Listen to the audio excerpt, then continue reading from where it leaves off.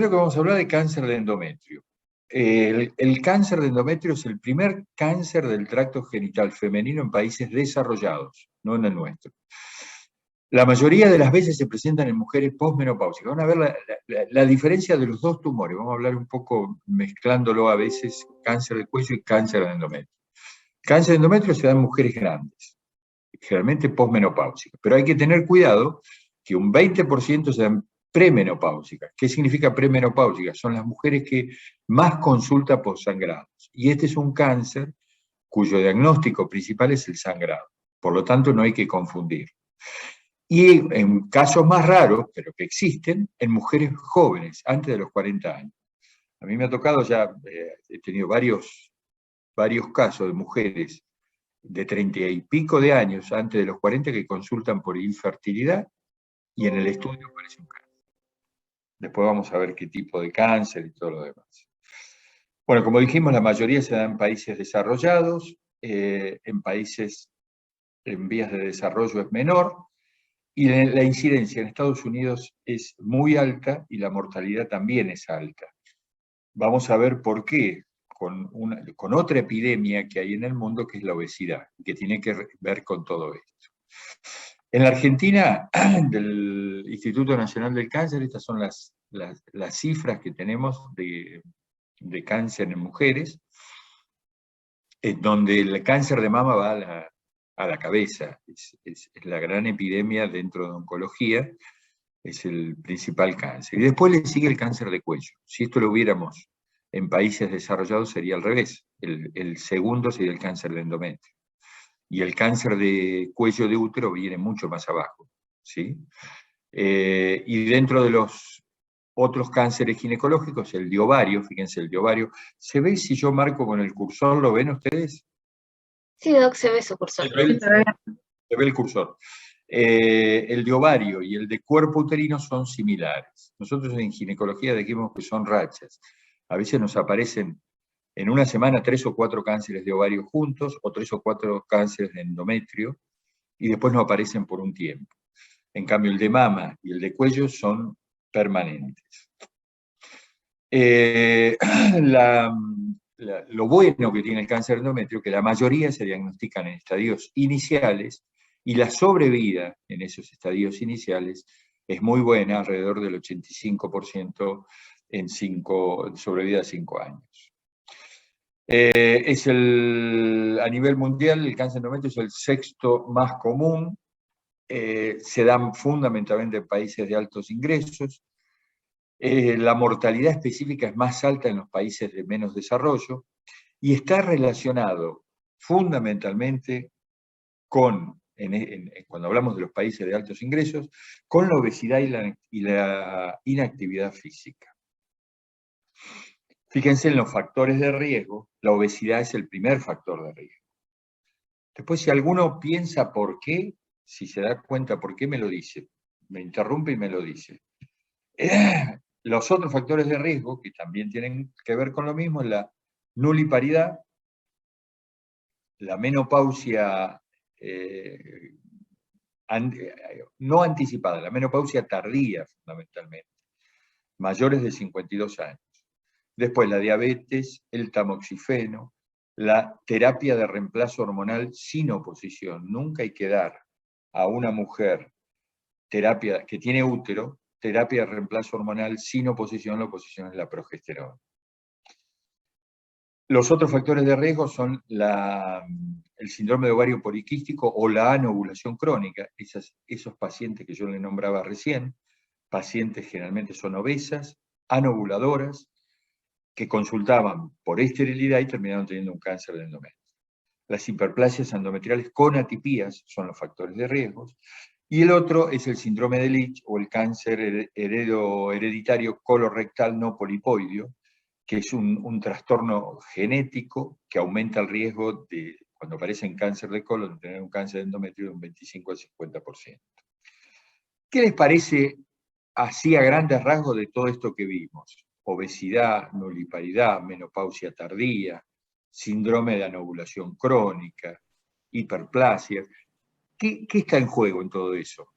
¿Qué hay detrás de los estrógenos? Exactamente. Entonces, el cáncer de, no todos, pero van a ver que la inmensa mayoría tienen que ver con los estrógenos naturales, los propios, o estrógenos dados como terapia de reemplazo hormonal sin oposición. ¿Por qué hablo de sin oposición? Porque vamos a ver después que el anticonceptivo no es un factor de riesgo. ¿Por qué no es un factor de riesgo? Porque tiene progesterona. Entonces, estamos balanceando el estrógeno con la progesterona. No es, es distinto a dar estrógeno solo. Y la obesa, la superobesa, transforma en la grasa, la estrona se transforma en estrol y las distintas hormonas se transforman en estrógenos y por eso aumenta el riesgo de cáncer de endometrio. Esto es para ver el síndrome de Lee, cómo aumenta la prevalencia en la población global y en la población con alteración del síndrome. El tamoxifeno saben que es muy útil en las pacientes, disminuye el riesgo de tener cáncer en las pacientes. Esto es la población global, esto es las pacientes que tuvieron tamoxifeno, disminuye la incidencia de cáncer de mama. Lo mismo que el cáncer no invasivo de mama. Pero fíjense que aumenta el riesgo de cáncer de endometrio y aumenta el riesgo de efectos de eventos vasculares, sobre todo las trombosis. Por lo tanto, hay que tener en cuenta en las pacientes que están tomando tamoxifeno, que es muy útil y está muy generalizada la toma en mujeres con cáncer de mama, fijarse en el endometrio y cuidado con los efectos tromboembólicos. Y dentro de los factores protectores, lo que decíamos, los anticonceptivos, combinados o progestágenos solos. ¿Por qué? Porque le estamos dando la oposición que necesita el endometrio a los estrógenos. Los DIU hormonal, bueno, la actividad física, el café y el té son todos, no solo el café, pero la actividad física, el té y el café, y el tabaco sobre todo, el tabaco. ¿Por qué les parece que puede ser un efecto protector? Porque es raro, ¿no? Debe ser el único lugar donde podemos decir que el tabaco es protector. En realidad es protector, es un protector indirecto. Como produce trastornos vasculares, las mujeres que fuman tienen una menopausia generalmente anticipada. Por lo tanto, van a tener menor exposición a estrógenos que las otras mujeres. Todo es muy relativo. Screening. ¿Cómo hacemos el screening? ¿Cómo podemos buscar en la población general una mujer para detectar el cáncer de endometrio de una manera precoz? En realidad no hay screening. El mejor screening es la clínica, la mujer que consulta por un sangrado y nosotros le prestamos atención a ese sangrado. Es bastante frecuente que una mujer menopáusica, tenga 60 años, que minimice un pequeño sangrado. Porque cuando uno le pregunta, ¿tuvo sangrado? No, porque asocian el sangrado a la menstruación. Esa menstruación no tuvieron. Pero si uno interroga un poquito más fino, y dice, ¿pero no tuvo pequeñas gotitas? Ah, sí, hace un año que vengo teniendo pequeñas gotitas, pero eso no me molesta. O sea, hay que prestar mucha atención a los pequeños sangrados. Y a las irregularidades del ciclo, o en el sangrado, sí, pregunte.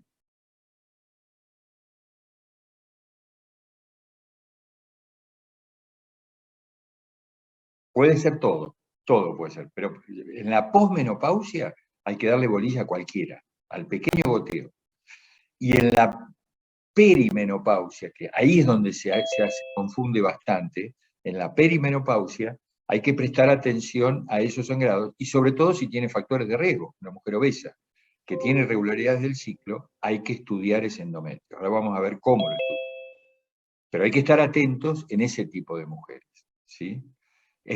Y darle mucha importancia a la obesidad y sobre todo a la medicación, desde ya. ¿Cómo se evalúa un endometrio? Hay un estudio que ya pasó a ser rutina en los ginecólogos, que es la ecografía transvaginal. Hay que, en la ecografía transvaginal, aparte de ver los ovarios, ver el útero, si tiene miomas, etcétera, etcétera, etcétera, lo que nos interesa específicamente en este tema es el endometrio. medir el endometrio. En las mujeres posmenopáusicas, o sea que ya hace más de 2 años que no menstruan, tienen que tener, el endometrio tiene que medir menos de 5 milímetros. Y en las mujeres con ciclos, no importa si son regulares o no, no tienen que superar los 12 milímetros. ¿Cómo hacemos con una mujer que está, esa que vos me preguntaste, qué importancia le doy a los sangrados? Ella viene sangrando, no sabemos qué es. Obviamente que esa paciente desde ya va a ir a una ecografía. ¿Qué voy a buscar en la ecografía? Fundamentalmente, en ese tipo de pacientes voy a buscar miomas submucosos, miomas intramurales, voy a buscar pólipos, pero voy a ver cuánto mide el endometrio. ¿Cuál es el mejor momento para evaluar esa mujer que sangra el endometrio? Porque si yo a una mujer que tiene ciclos irregulares le mido el endometrio antes de que vaya a menstruar, que nunca sé cuándo va a menstruar, por ahí me mide 12, 15, 16, 17, porque es una mujer que tiene ciclos anovulatorios, el endometrio crece hasta que se desmorona y cae. Entonces, lo ideal en esas pacientes es o crearle un ciclo artificial y que menstrue y después medirle el endometrio, o si menstruó, medirle el endometrio postmenstruo. En ese endometrio postmenstruo debe medir, en esa mujer que cicla, por lo menos 6, 7 milímetros, no más, ¿sí? Postmenstruo, ¿sí? Y en la posmenopausia tiene que ser menos de 5 milímetros. 4 milímetros es lo ideal. Entonces, la primera arma es la ecografía. Y después, si yo veo que una mujer posmenopáusica viene con un endometrio de 10 milímetros, algo debe tener ahí y necesita seguir estudiándola. ¿Cómo puedo estudiar ese endometrio? Con cosas básicas como es el curetaje, un legrado, una biopsia, que se puede hacer con distintos elementos, un cepillado, un cepillo como el de cuello, nada más que es más largo, y uno puede entrar a la cavidad y cepillarlo y mandar una muestra. O si no, más avanzado, que no se dispone en todos los lugares, la histeroscopía. Estos son, no sé si alguno vio en algún lado hacer un legrado biópsico se llama. No un legrado como para un aborto. El procedimiento es el mismo, pero las muestras que voy a tener son distintas. Esto es un espéculo. Solo Sí, por video hemos visto, me parece. solo por video, ustedes están en la parte más moderna de todo. No, ustedes están, supóngase, en el interior en un hospital de nivel 3, en el huecú, y una mujer sangra. Con esto pueden tener un diagnóstico. Tienen que hacerle un poquitito de anestesia, porque duele. Espéculo, pincerina. Esto se llama histerómetro. Estos son distintos histerómetros de plástico, pero este es el histerómetro clásico. Estas son bujías para dilatar el cuello. Y estos son curetas. Con todo esto se hace un legrado biópsico. ¿Sí? A ver si estaba antes, no, después. Con eso yo puedo tener una muestra de endometrio y muy difícilmente se me escape un cáncer. Se me van a escapar otras cosas, pero un cáncer, si yo tomo una muestra de endometrio, bien de todas las caras, difícilmente se me escape. Esto es otro tipo de cureta que se puede usar sin necesidad de anestesia, es muy delgadita, mide 4 milímetros, se toma con una pincelina muy suavemente, como si se fuera a colocar un DIU, y se introduce esta cureta, que tiene esta característica en la punta, y se toma una muestra de cada una de las caras del endometrio. Se la pone en un formol y se manda. Con eso pueden tener el diagnóstico de cáncer. Esto no interesa. Y lo que vos hablabas recién, uno de ustedes, la histeroscopía, es el método más moderno, pero no está popularizado, es caro, y uno no lo puede tener en todos lados. Obviamente que si se puede llegar a esto, es mucho mejor por otras cosas, no por el diagnóstico de cáncer. Con la histeroscopía podemos ver esto. Estamos mirando. En el legrado lo hacemos a ciegas. Yo siempre le digo a los pacientes, es como si yo me pongo una venda y trato de limpiar una habitación con una venda. Le voy a pegar a todos lados y algo voy a encontrar. Si yo me saco esa venda y miro la habitación y busco las manchas, eso es la histeroscopía, que es esto que estamos mirando, y vamos a biopsiar directamente sobre la zona que queremos. Pero nos permite esto la histeroscopía. Nosotros hablamos del grosor del endometrio, ¿se acuerdan? Si el endometrio mide más de 5 milímetros, tenemos que sospechar algo. Pero no puede venir una paciente que en un control alguien le pidió una eco y le aparece un endometrio de 7, 8, 9, 10 milímetros. ¿Tiene sintomatología? No, no tiene, no sangra, no tiene nada, la mujer está bien. ¿Tendrá algo o no tendrá algo? Bueno, la histeroscopía nos permite mirar esto. Esto es un pólipo. Y ecográficamente esto es lo mismo, da un endometrio de 10 milímetros seguramente. ¿Por qué? Porque la ecografía ve las dos caras del endometrio así. Cuando se interpone algo en el medio, como un pólipo que tiene la misma ecogenicidad que el endometrio, la posibilidad de diferenciar a veces no se puede. Entonces te dicen endometrio de 10 milímetros. Cuando nosotros vamos a entrar con la histeroscopía nos encontramos con esto. Un endometrio totalmente atrófico y un pólipo en el medio de características totalmente benignas. Por supuesto se extrae y se manda a estudiar. Y estos son los elementos que disponemos para hacer una histeroscopía. Esto lo venimos haciendo en el hospital ya hace más de 10 años. Que son histeroscopías ambulatorias diagnósticas y quirúrgicas en cosas chiquitas como el pólipo que decíamos recién. Estos son los elementos, esto es el histeroscopio armado, estas son las puntas de los elementos. Y quería mostrarle un pedacito de un video que hicimos hace mucho de qué es una histeroscopía diagnóstica y más o menos cómo hacemos. Esto se hace sin anestesia. En algunos casos hay un 20%, 25% que no podemos hacerlo porque le duele. Entonces va a una histeroscopía quirúrgica con anestesia. La idea de esto es que sea un procedimiento totalmente ambulatorio y lo usamos para todas las pacientes que tienen sangrado y que van a ir a cirugía por distintas causas, pasan primero por histeroscopía, se la mira, se toma biopsia y ya vamos con la tranquilidad de operarla, que lo que vamos a operar es un mioma y no tiene un mioma más un cáncer. ¿Sí? Este es el equipo, estos son los equipos más viejos que hay de endoscopía. Los usamos para esto. Necesitamos una bomba de infusión o un suero colgado en altura para dilatar la cavidad. No se olviden que la cavidad uterina es una cavidad virtual, la tenemos que distender para poder ver. Este es el instrumental que se usa en legrados, que no se utiliza acá, se utiliza directamente. Esto es lo mismo que vimos recién y yo quería mostrarles, a ver. Bueno, estas son las causas de dolor que tenemos que conocer para cuando lo hacemos vayamos con mucha delicadeza para que no le duela. Una vez que la paciente le empezó a doler ya es muy difícil que podamos revertirlo eso. No. Quería mostrarles un procedimiento, un pedacito de un procedimiento para que tengan noción de qué es lo que hacemos. Como les decía, estas son las zonas de dolor, la hiperdistensión, la entrada. Acá tenemos el orificio cervical interno. Esto es la zona de más dolor. Y esto es como hay que entrar directamente, no golpear en esa zona, hay que entrar con mucha delicadeza. No vamos a usar espéculo, no vamos a usar herina. Todas esas cosas molestan y ya la paciente toma aprensión y es difícil vencer eso.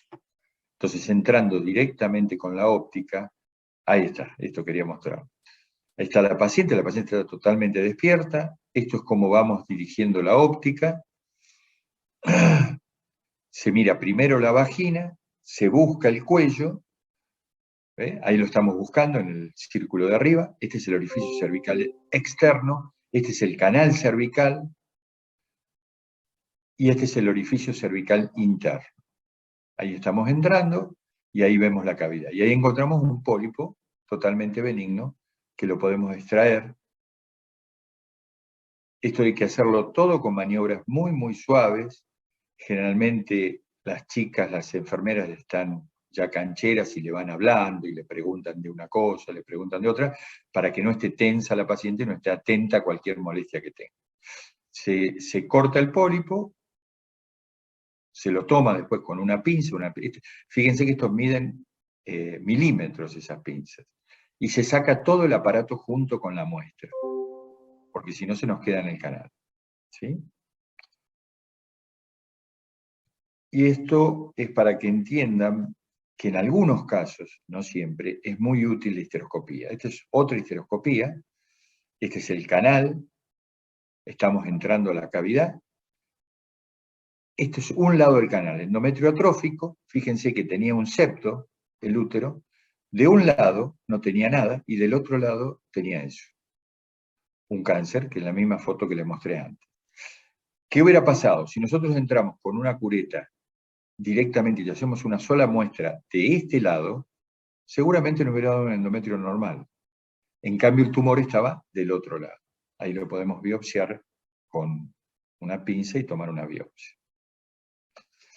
Bueno, volviendo, ya tenemos la paciente que sangró, ya la paciente le hicimos el diagnóstico, le tomamos la biopsia y tenemos que ver qué tipo de tumor tiene. Hay distintos tipos de tumor. Y fundamentalmente hay dos. Los podemos dividir en dos. Los estrógenos dependientes y los que no tienen dependencia con los estrógenos. O como se llaman tipo 1 y tipo 2. Que el pronóstico van a ser distintos. Y ahora Los estrógenos... ¿Cómo? ¿Preguntaste algo? ¿No? Bueno, los estrógenos dependientes son los más frecuentes, se dan en mujeres con estrógeno, más jóvenes, antecedentes de exposición al estrógeno o estrógenos endógenos, tienen generalmente un correlato previo con una hiperplasia de endometrio, son más diferenciados y el pronóstico es más favorable. En cambio, los otros no tienen relación con los estrógenos, no se originan de hiperplasias, están menos diferenciados y el pronóstico es peor. Entonces, el tipo histológico dentro de los factores pronósticos va a tener una importancia fundamental. ¿Cuáles son las otras? La diferenciación histológica y la invasión miometral. Fundamentalmente eso. El tipo histológico, dijimos, que fundamentalmente el más común de todos los cánceres endometrios es el endometroide. Son la mayoría de esos, ¿sí? Con distintas variedades. El seroso papilar es el otro, que tiene un pronóstico totalmente distinto. El de células claras es lo mismo. Fíjense, bueno, esto es un cuadrito simplemente para ver la sobrevida de acuerdo al tipo histológico. Fíjense cómo baja en los papilares, en los serosos, la sobrevida a 5 años comparado con el endometroide, que tiene un 80% de sobrevida. En general, ahora vamos a ver otras cosas más del endometroide. También tiene que ver la diferenciación, los bien diferenciados, G1, G2 y G3, que también están dentro de la clasificación, nos van a cambiar el pronóstico. Y la otra cosa importante es la invasión miometral. Si invade más del 50% del miometrio o si invade menos del 50%. ¿Por qué les parece que será eso? ¿Por qué hacen esa diferenciación de la mitad del miometrio? ¿Saben qué es el miometrio? La pared del útero. ¿Se dan una idea o no?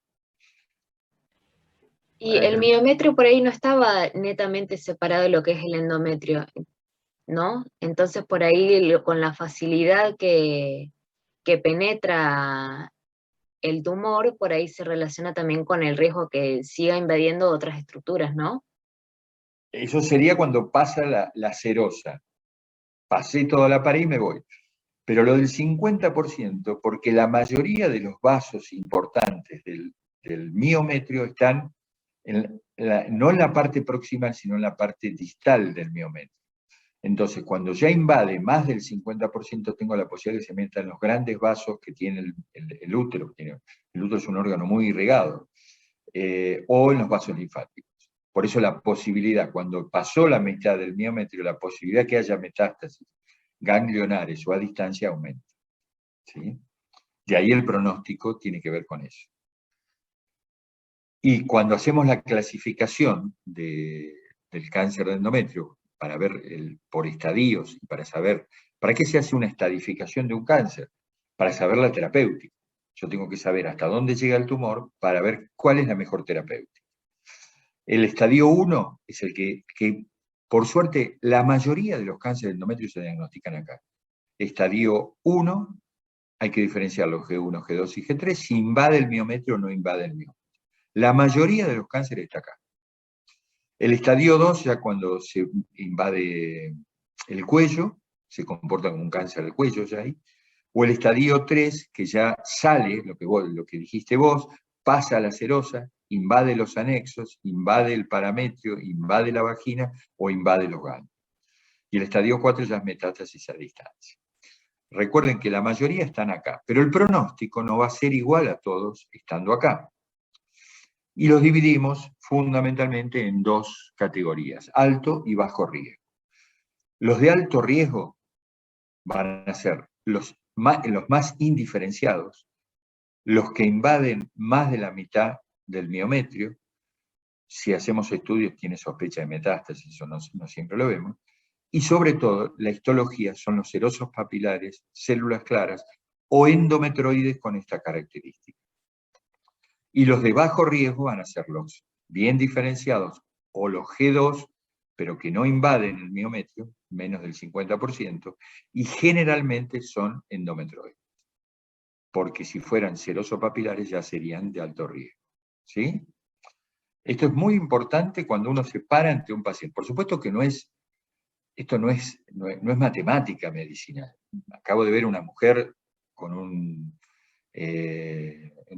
cáncer endometrio G1, en teoría era de lo más tranquilito, por la resonancia no invadía nada, y resulta que en la pieza quirúrgica viene metástasis en ovario, micrometástasis en ovario.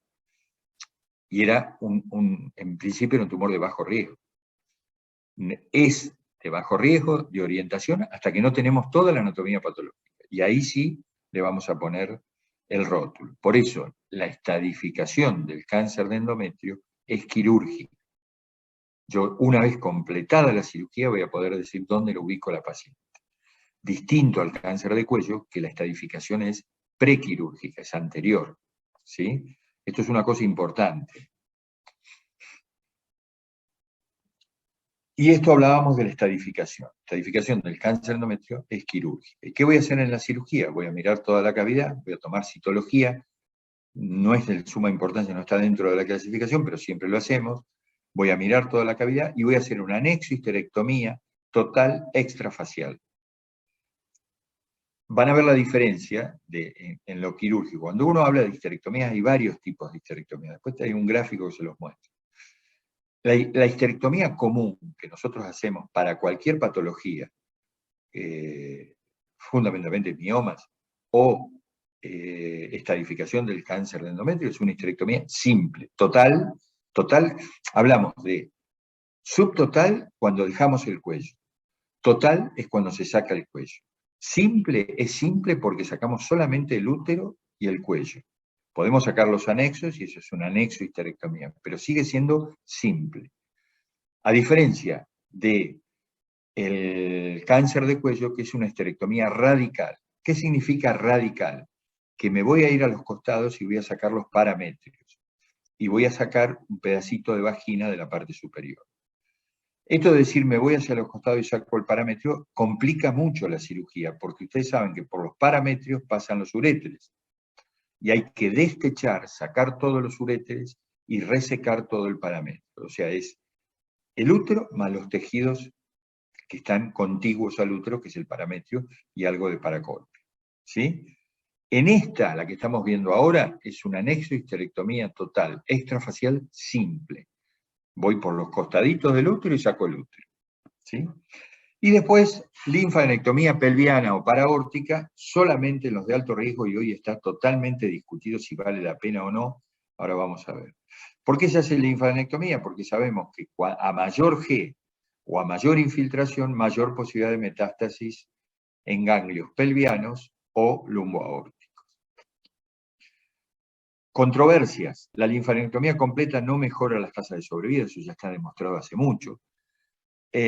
Solamente podría evitar la radioterapia, hoy está también discutido. No está indicada seguro en los tumores de bajo riesgo y estaría indicada en los tumores de alto riesgo. Yo me olvidé de ponerle una foto de lo que se está haciendo ahora en el mundo con respecto a esta controversia que hay, que es la búsqueda del ganglio centinela. Ustedes seguramente lo han visto en mama, o en melanoma, o en otras patologías donde ya es parte de la rutina del estudio de los ganglios, el ganglio centinela. En pelvis es mucho más complejo encontrarlo, no es fácil. Hay distintas técnicas con azul patente, con radioisótopos, y lo que más está de moda es el verde indiocianino. Lástima, me olvidé de ponerlo. Bueno, se ve la coloración con cámaras especiales en la laparoscopía, se ve color verde, y es mucho más fácil encontrar. Las tasas normales que nosotros hacemos con azul patente andan el 50% de hallazgo del ganglio centinela. 50-60% porque tiene que ser bilateral. O sea, no tiene sentido encontrarlo en un lado o en el otro, sino que encontrarlo en los dos lados de la pelvis. ¿Qué es el ganglio centinela? Es el primer ganglio de la cadena. Es el más representativo de todo. Entonces, no tiene sentido sacar 20 ganglios, 30 ganglios, que al patólogo le cuesta mucho estudiarlos, y es mucho más importante sacar el primer ganglio de la cadena o dos ganglios los dos primeros. No le agrego morbilidad, el patólogo lo puede estudiar mucho mejor, puede encontrar micrometástasis que seguramente no va a encontrar cuando yo le mando 20 o 30 ganglios. Esa es por donde va este tema de la linfadenectomía y cada vez se está dejando de hacer más. La estadificación quirúrgica puede ser por vía laparotómica, la clásica, con incisión mediana, infra y supraumbilical, o por vía laparoscópica. Bueno, esto simplemente para decirles que en la laparoscopía en cáncer costó mucho que se pueda imponer, fue muy resistido. Las ventajas que tiene la laparoscopía son todas estas: disminución del dolor, mejor confort, disminución de complicaciones de herida, disminución de adherencias, no tiene hilo posoperatorio, disminuye la internación, mejora la inserción laboral. Estética es lo último importante, pero también tiene ventajas estéticas y mejora la calidad de vida. Estos son los equipos que se usan, las cámaras, hay todo un equipamiento especial para esto y hay una mentalidad del cirujano a operar, acostumbrado a operar con las manos, con el abdomen abierto, a operar a través de pinzas como las que ven acá. Esto es cómo se colocan las vías en ginecología.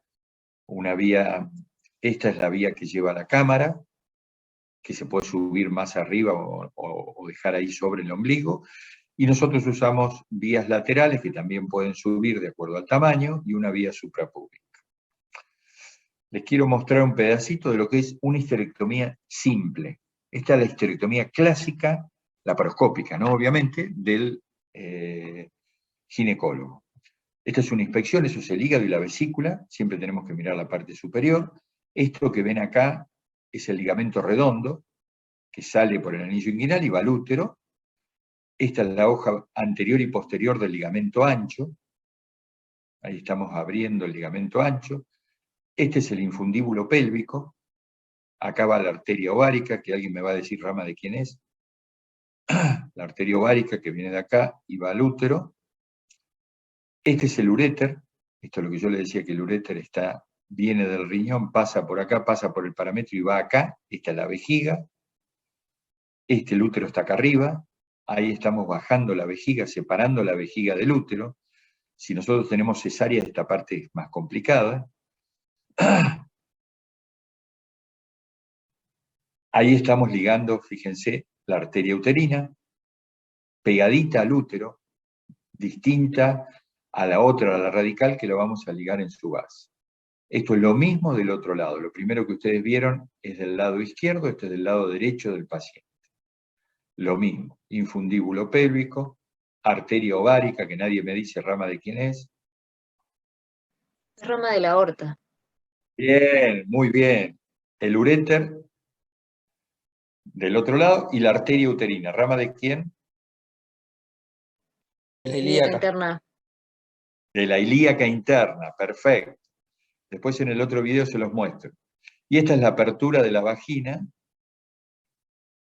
Se pone algo que marque la vagina, hay movilizadores que lo marcan, se abre, se corta.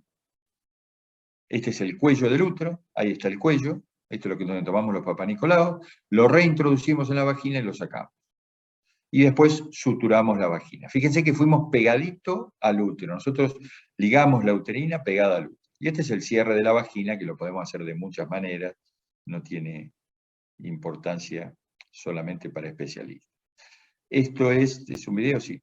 Esta es la parte de la linfadenectomía paraórtica, esta es la bifurcación de la aorta.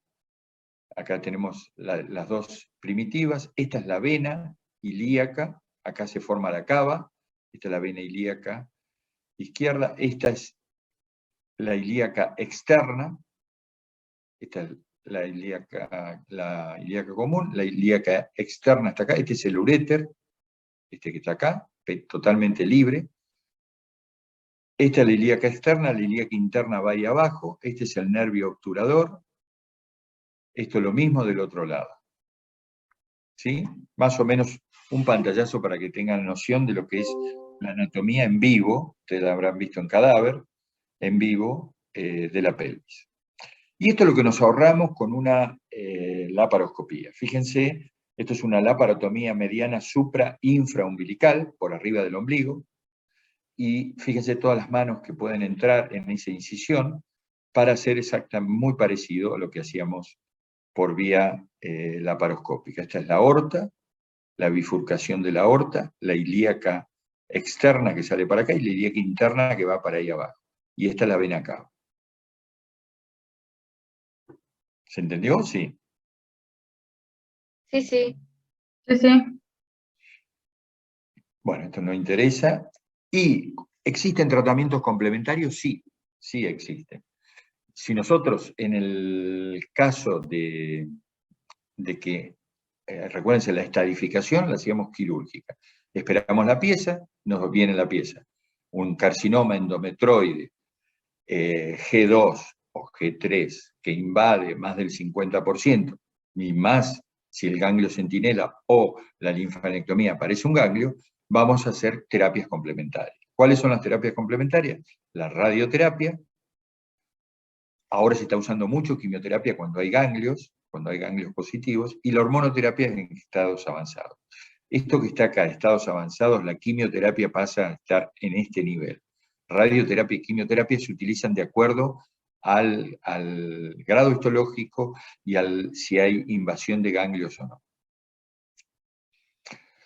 Como conclusión, en general, por supuesto que había un 15% que iba a andar mal, un 15-20% que aunque uno diga es un cáncer bueno, va a andar mal. Eso ya lo sabemos. Pero el 80% es un tumor de buen pronóstico. Se da fundamentalmente cuando uno piensa en un cáncer de endometrio en la menopausia.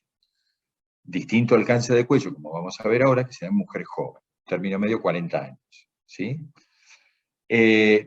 Como método de screening, recuerden que el sangrado es el método más importante para interrogar, ya sea en la posmenopausia o en la perimenopausia. El diagnóstico es histológico, en realidad en todos los cánceres, el diagnóstico de cáncer se tiene que hacer por histología, no por otra cosa. La estadificación es quirúrgica, a diferencia del cáncer de cuello, que va a ser previa a la cirugía o no. Y el tratamiento complementario es la radioterapia y la quimioterapia, dos cosas. Ahí terminamos cáncer de endometrio.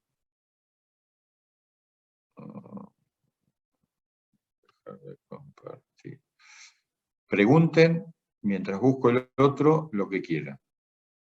Sí, profe, yo tengo... Sí, No, anda vos primero, andas primero. lo que-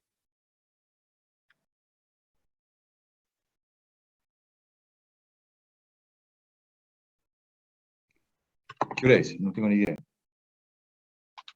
2 menos cuarto. No, es más corto. 2:30. Sí, no, tenemos tiempo. Tenemos tiempo, sí. Vamos a tratar de 20 minutos terminarlo. ¿Tienen alguna duda? La Sí. diapo... Sí, pregunten. Sí, ahí en una de las diapos decía que se utilizaba también radioterapia en lo que era el estadio 2 inoperable. ¿Cómo se llega a esa conclusión de que es inoperable si la estadificación es quirúrgica? Perfecto.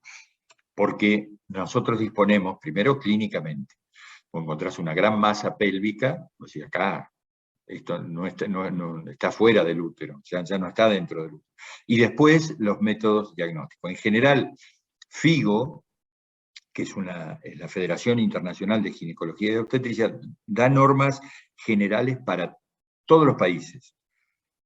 En general nosotros contamos con tomografía, nosotros en Neuquén, en otros lados del interior no, y sobre todo es muy útil la resonancia magnética.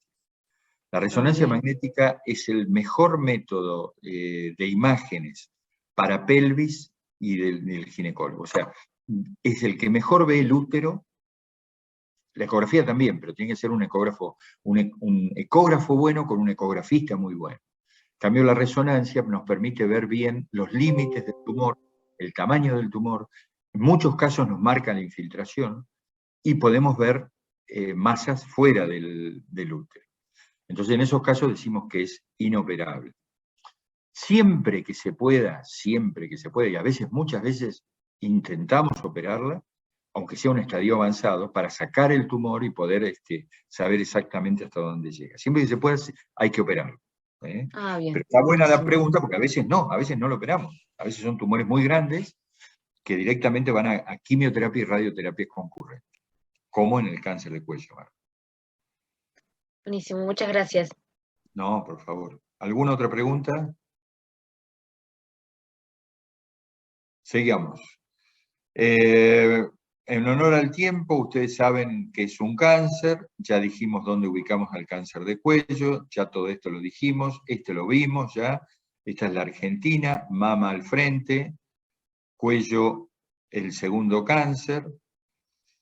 ¿Se acuerdan que les dije, hay que pensar en cáncer de endometrio globalmente en la peri o posmenopausia? El cáncer de cuello se presenta en los 40 años, pero lo tenemos que encontrar mucho antes. Tenemos que encontrar a los 30 o antes el cáncer de cuello, porque ahí empiezan las lesiones. Esta diapositiva, ustedes ya la saben, pero yo antes, cuando yo cursé ginecología o cuando estudié, yo no lo sabía. Yo sabía que los factores de riesgo eran el inicio precoz de las relaciones sexuales, múltiples parejas sexuales, historias de enfermedad de transmisión sexual, antecedentes de lesiones, inmunosupresión, multiparidad, paridad precoz. El anticonceptivo orales y el adenocarcinoma tiene que ver con otras cosas que vamos a ver después, genética. O sea, nosotros sabíamos todo esto, lo que no sabíamos por qué se producía. Sabíamos que el cáncer de cuello tiene relación con las relaciones sexuales, no había ninguna duda, por todo esto que les menciono. Lo que no sabíamos es qué era lo que lo producía. Ustedes, que ya empezaron en nuestra nueva era, ya esto lo saben. Ya saben que la infección por HPV, un tipo de HPV oncogénico, es la causante, el iniciador de todo esto. Pero no solamente necesito el HPV, sino necesito una infección persistente. La mayoría se van a curar solas. La que me interesa es la que persiste. Esa progresión va a infectar células y va a provocar lesiones preneoplásicas, que son los HSIL, carcinomas in situ, lo que se llama SIN3 o carcinoma in situ, y cuando rompe la membrana basal, produce el cáncer. Ahí, una vez pasada la membrana basal, estamos hablando de cáncer. ¿Sí? ¿Cómo? Zona de transición, porque ahora después lo vemos en la otra, la infección se da sobre todo en esa zona de transformación o zona de transición, que es el límite entre los dos epitelios. El cuello tiene dos epitelios, el escamoso, que está por fuera, sobre la zona de la vagina, y el endocervical. Entre las dos hay una zona de transición, que por ahí ustedes lo han visto a su mamá o a su abuela, le dicen, tiene la llaguita.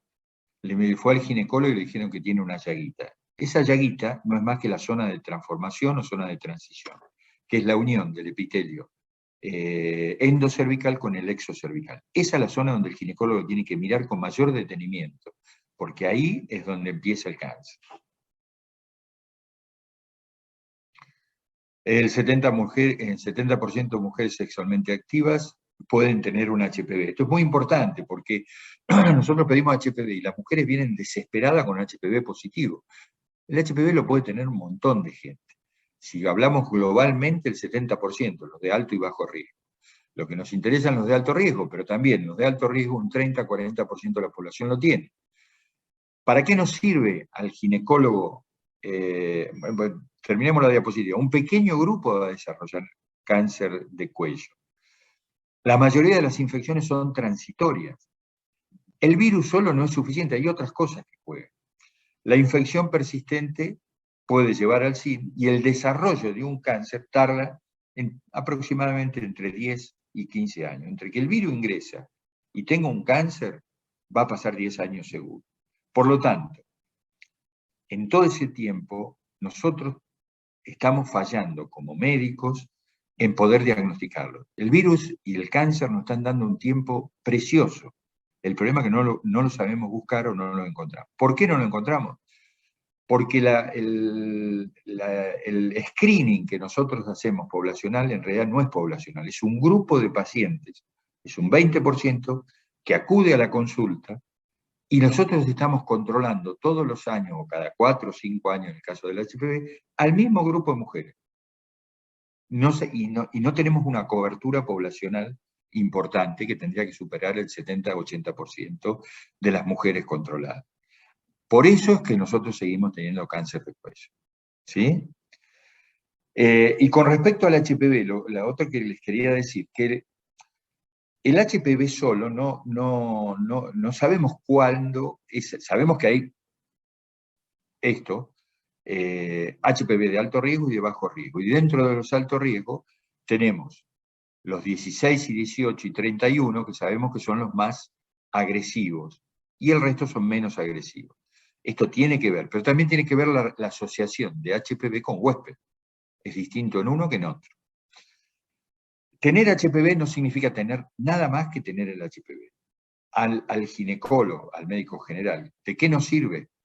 El HPV nos va a servir a decir, en vez de controlar al 100% de las mujeres como hacíamos con Papa Nicolau todos los años o cada 2 años, a este grupo de mujeres no la vamos a controlar durante 5 años. Y a este otro la vamos a seguir controlando. El HPV positivo la voy a controlar más que a la mujer que no lo tiene. ¿Se entiende eso? Supongo que ya lo han visto, ¿no? ¿Sí? ¿Sí o no? ¿Sí, no? Sí, sí. Sí. Esto es lo que hablabas de, alguien preguntó, el epitelio escamoso, el que está por fuera, el epitelio cilíndrico dentro del canal cervical, la unión entre los dos epitelios, la unión es la zona de transición. Hay 2 tipos de cáncer, el escamo columnar y el adenocarcinoma, si es de endocervix o de ectocervix. Epidermoides o adenocarcinoma. La mayoría son epidermoides. El adenocarcinoma tiene un comportamiento más raro, no siempre se comporta con los cánones que uno espera. Cuando uno tiene un adenocarcinoma tiene que estar un poco más alerta. Son los subtipos dentro de todo eso que nos interesa. Y cuando uno tiene el diagnóstico de un cáncer de cuello de útero, tiene que pensar cómo lo voy a estadificar. Y la estadificación va a depender de cómo se propaga ese cáncer. El cáncer de cuello se propaga durante muchos años por propagación directa, extensión directa, a vagina, parametrios, a la parte superior al útero, a la vejiga, al recto, y también por vía linfática. Es muy raro que en un estadio inicial tengamos una expansión, una propagación a pulmón, hígado o hueso, que se dan cuando son cánceres muy avanzados. Generalmente lo vemos en estadios terminales. Esta es la vía linfática donde se propaga el cáncer de cuello. Nosotros estamos tratando de buscar el centinela, el ganglio centinela, que se da fundamentalmente sobre la ilíaca externa, sobre la fosa obturatriz o en la bifurcación de las 2 ilíacas. Lo ideal es poder encontrar este ganglio y no tener que hacer una estadificación con todo el resto de los ganglios. Con respecto a la clínica del cáncer en sí, es asintomático durante muchos años, todos los estadios anteriores. Sangrado vaginal, sinusorragia, flujo, dolor, todo esto son síntomas de un cáncer avanzado. ¿Cómo hacemos el diagnóstico? Empezamos con el test de HPV, está puesto al revés esto. Lo primero es el test de HPV. PAP, colposcopía, la colposcopía me dirige y la biopsia de cuello. Cualquier cáncer, o la conización en algunos casos, cualquier cáncer se diagnostica con la biopsia. Yo no puedo decir que tengo un cáncer por un PAP. Perdón. La biopsia de cuello es la que me certifica el tipo de cáncer y la invasión, ¿sí? El PAP me orienta, me dice que tengo un SIL de alto grado, me dice que puedo tener lesiones, pero la biopsia es la que me dice que tengo un cáncer, o el cono. Esto es lo que se hace habitualmente en un consultorio, la toma de Papa Nicolau, la colposcopía, que me va a orientar el tipo de lesión que tiene y me va a orientar a dónde tengo que realizar la biopsia. ¿Por qué digo esto? Porque hay muchos pacientes que vienen que tengo un cáncer porque lo vi en la colposcopía. Eso está mal. La colposcopía lo único que sirve es para ayudarme a guiar dónde voy a hacer la biopsia. Fíjese esto. Esto es un cuello normal. Esto lo sabe porque se biopsió. Un sin 1. Ahí no puedo. Al lado un sin 2 y un sin 3. Yo puedo cualquiera cambiártelo a la diapositiva y es lo mismo. Distinto de un cáncer invasor, donde uno ya lo ve que sí es un cáncer. El resto me orienta y tengo que biopsiar. La otra prueba útil, pero que es así muy general, es la prueba de Schiller, la prueba con Lugol, una solución yodo-diodurada que capta las células escamosas y todo lo que no es escamoso no lo capta. Por lo tanto, las ectopías, que es la salida del epitelio endocervical hacia la vagina, esas tampoco se van a tener. Y las lesiones preneoplásicas o neoplásicas tampoco se van a tener. Es útil cuando voy a hacer una conización porque sé que toda esa zona tengo que resecar. La biopsia, como ya dijimos, los distintos tipos. Y una vez que yo tengo test de HPV positivo, PAP positivo, colposcopía positiva, biopsia que me dice que tengo un cáncer de cuello, y cuando la biopsia me dice que tengo un cáncer de cuello, tiene que tener una infiltración, tiene que ver el patólogo, una infiltración mínima de 5 milímetros. ¿Sí? Tengo un cáncer, lo que tengo que buscar es hasta dónde llega ese cáncer. Y acá sí que la estadificación, a diferencia del endometrio, la voy a hacer previa con todo esto que estamos viendo acá. El examen físico. Es fundamental en el cáncer de cuello el examen físico. El examen físico ginecológico. Y en el ginecológico va a estar mirar el cuello, el tacto vaginal, el tacto rectal es fundamental porque es el que me va, con el único que voy a poder ver bien y tocar bien los parametrios, que es hasta donde se va el cáncer de cuello. Palpación de ingles, espacios supraclaviculares siempre. Entonces, el examen físico nunca hay que olvidarlo y siempre lo dejamos nosotros como lo más importante para definir, ahora vamos a ver si la opero o no la opero. La cistoscopía es sumamente útil, la rectoscopía también, sobre todo el tumor posterior, y la resonancia magnética ya ahora Figo la puso dentro de la estadificación del cáncer de cuello. Hace muchos años usábamos el urograma excretor, que hoy está en desuso, y por último la estadificación quirúrgica, ya sea la laparoscópica o la laparotómica, es lo último que nosotros podemos decir si esta paciente se puede operar o no. ¿Qué estamos buscando con todo esto? ¿Qué les parece? El examen físico, ya lo dijimos, busco fundamentalmente con el tacto rectal una cosa, la cistoscopía ve otra, la rectoscopía ve otra, y la resonancia o el viejo urograma excretor veía otra.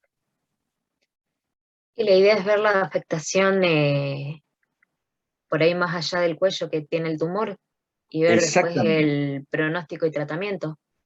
Claro, yo tengo que estudiar todas las vías. Dijimos que fundamentalmente se propaga a los costados, para todos los costados. ¿Y cuáles son los costados?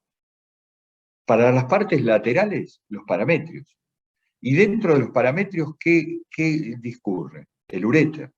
Entonces, tengo que ver si hay una dilatación ureteral, que el cáncer ya se me expandió casi hasta la pared pelviana, tengo un parametrio duro o un útero tirado hacia un costado con ese parametrio invasión proximal del parametrio hacia los costados. Tengo que ver si se fue para adelante. Adelante, ¿qué tengo? La vejiga. Si está de alguna manera quitando movilidad a la vejiga. La rectoscopía es más rara, pero también puede ser de que se haya ido hacia atrás. Y la resonancia, como dijimos antes, la que ve bien el tamaño del tumor, cuánto mide el tumor, que es muy importante para la terapéutica, y si se expandió a los ganglios linfáticos. ¿Sí? Y en base a eso es que se hace la clasificación. No les voy a decir que se aprendan de memoria la clasificación, pero el cáncer, el estadio 1, está confinado al cuello, y ahí sí que se hacen medidas, hasta 5 milímetros es un estadio 1A, hasta 7 el 1A2, más de ahí estadio 1B, lesiones menores a 4 centímetros, mayores a 4 centímetros. El estadio 2 ya sale del cuello del útero, se va al parametrio, se va a la vagina, en la parte proximal. Estos son los gráficos, a ver si se los puedo marcar.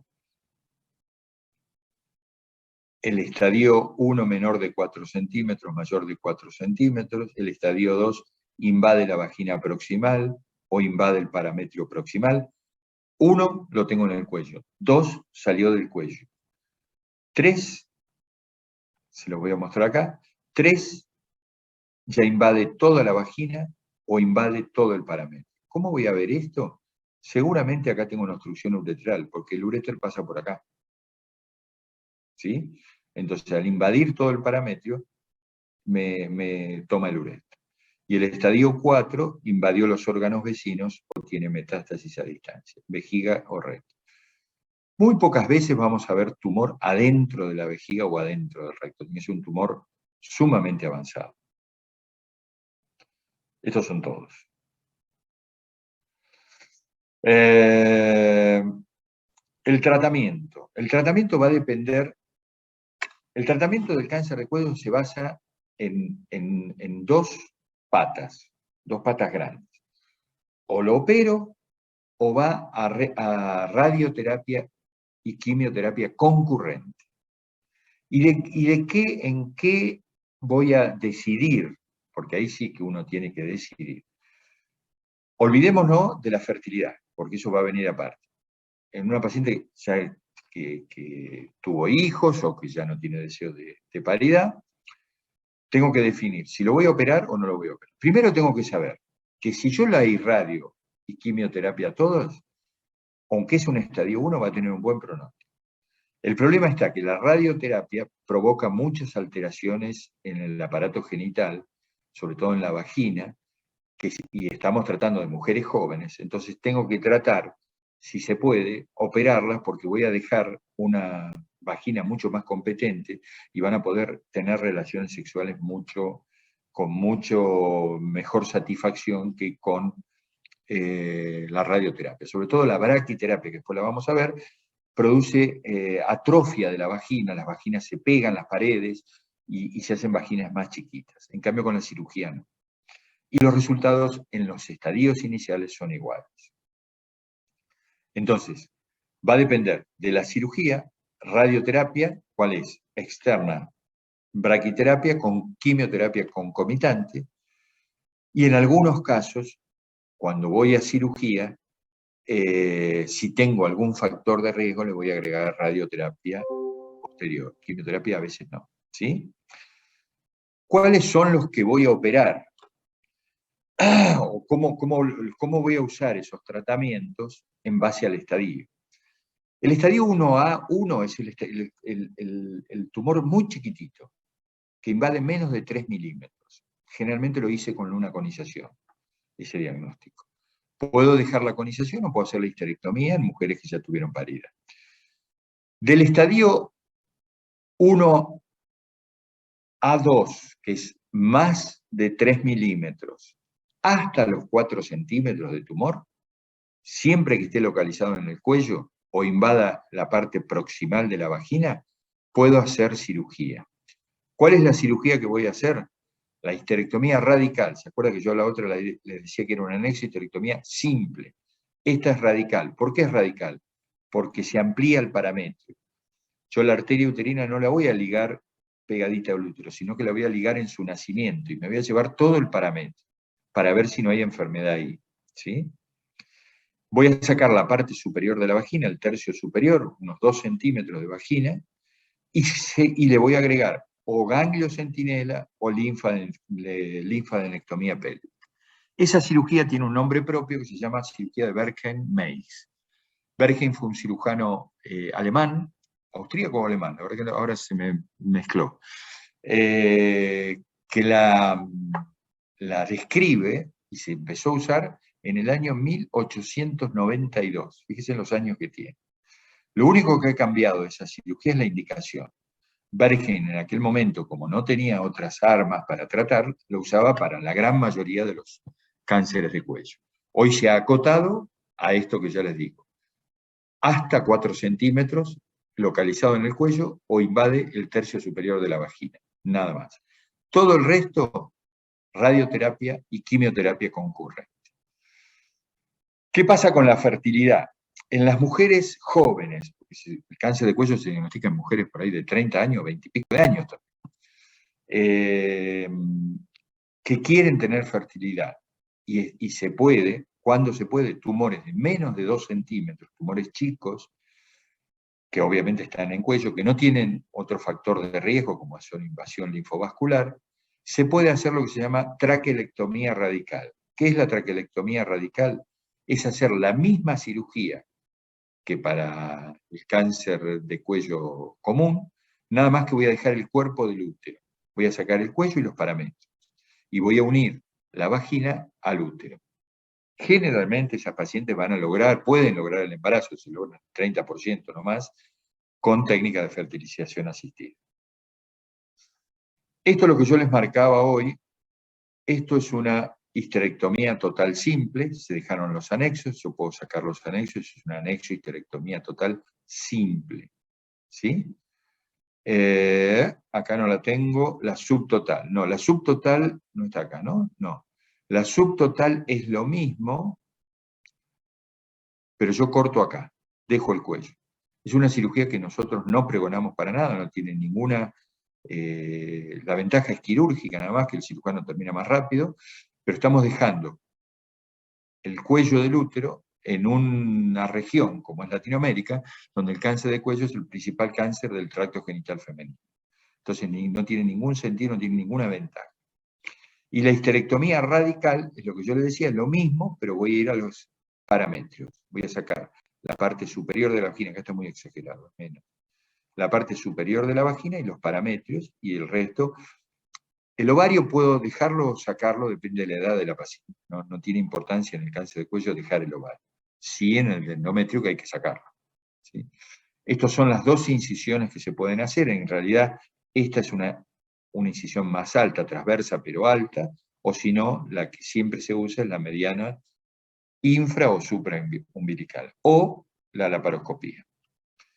Les quiero mostrar un pedacito, no sé si estamos en tiempo ya, sí, ya terminamos. Esta es una histerectomía radical. Les quería mostrar un pedacito para que vean la diferencia con el parametrio, a ver si lo entienden. Esto es la vejiga, ahí se está bajando la plica vésico-vaginal y esto que ven acá son los pilares de la vejiga. Este es el primer paso que se hace en una cirugía, porque el error de la estadificación viene acá. Cuando yo quiero bajar esto, no puedo porque está infiltrado el tabique vésico-vaginal. Entonces, empiezo por esto. Si esto se puede bajar, probablemente la cirugía se pueda hacer.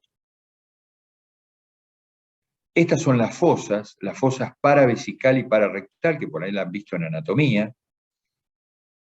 Acá tengo la vejiga, acá tengo el útero, y esta es la fosa paravesical, interna y externa, marcada por la arteria umbilical, que también es rama de la hipogástrica, rama terminal de la ilíaca interna o hipogástrica.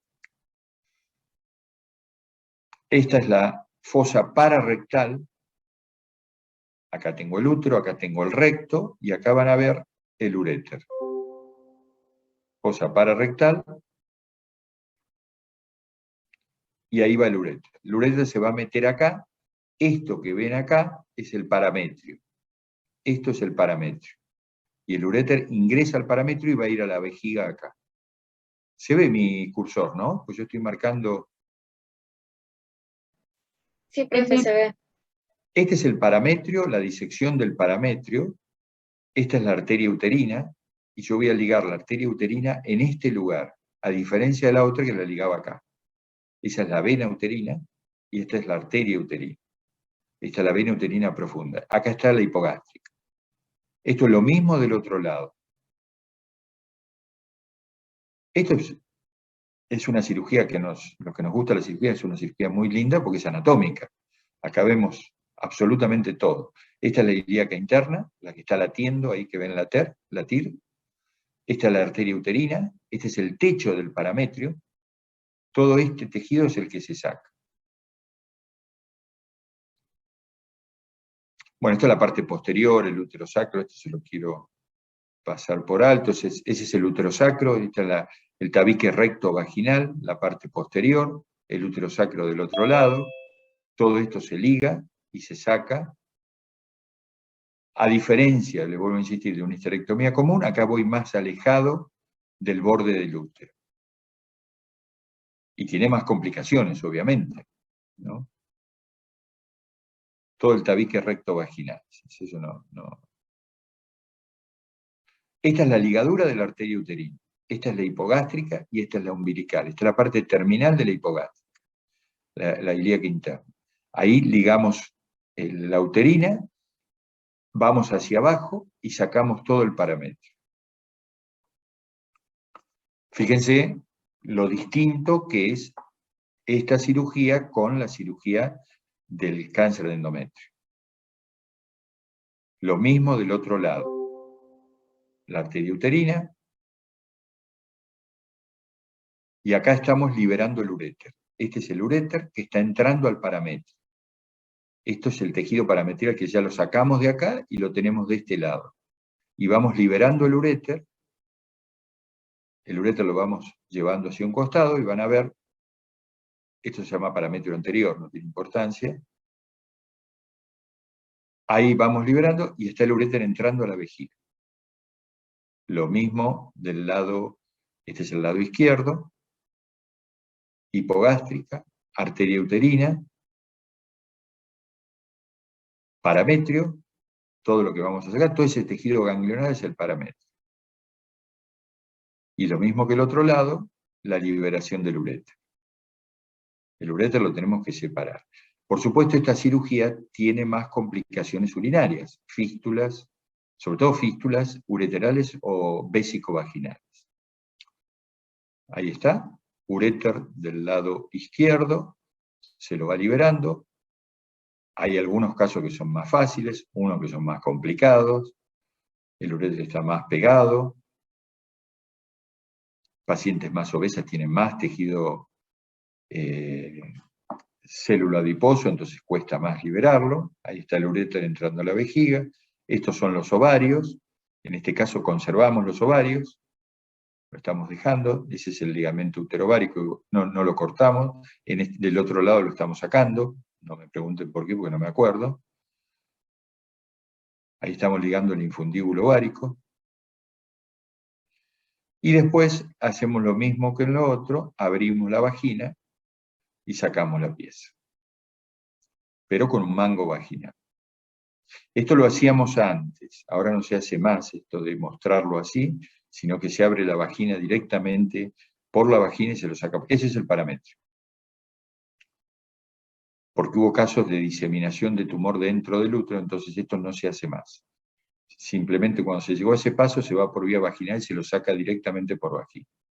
Este es el final, y ahí estaban los dos uréteres. Y después seguimos con la linfadenectomía pélvica.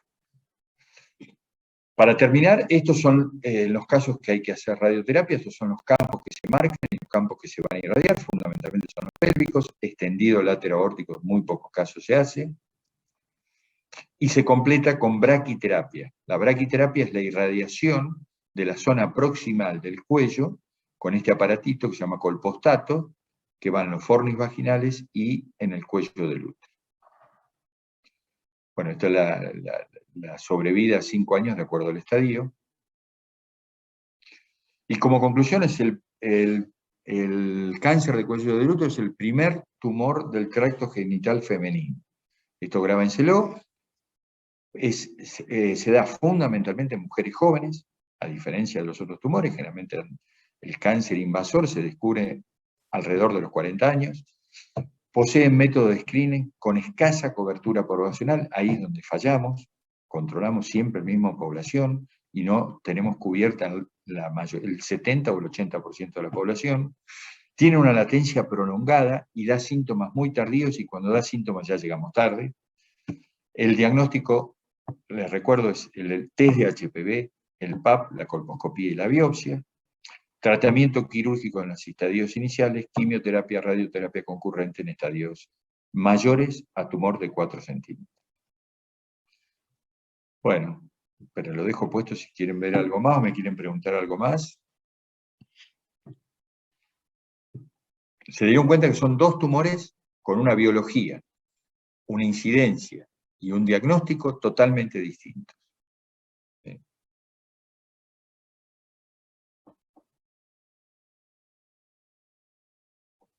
Y supongo que todo lo que es diagnóstico del cáncer de cuello lo tienen recontra así, porque seguramente lo han visto por todos lados, en test de HPV, PAP y todo lo demás. Lo ideal en esto, desgraciadamente, cáncer de cuello seguimos viendo una barbaridad, desgraciadamente, y muchísimos cáncer avanzados que no se operan. Los que se operan son los menos.